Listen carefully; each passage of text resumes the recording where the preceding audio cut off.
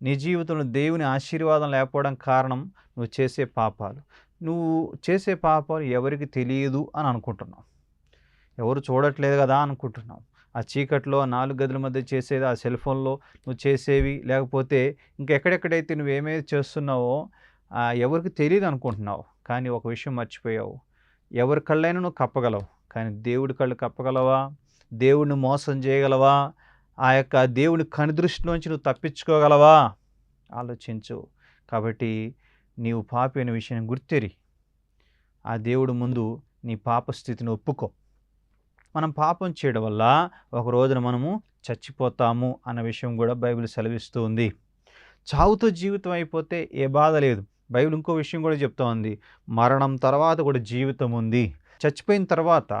చచ్చిపోయిన తర్వాత శరీరం మట్టిలో కలిసిపోతుంది. ఆత్మ ఉంటది చూడండి. ఈ ఆత్మ ఎక్కడికి వెళ్తుంది? దేవుని కోర్టులోనికి వెళ్తుందని హెబ్రీ 9:27లో రాసింది. మనందరికీ తెలిసింది ఒక్క మరణమే. బైబిల్ ఏం చెప్తుంది? రెండవ మరణం కూడా ఉంది. ఏంటి రెండవ మరణం?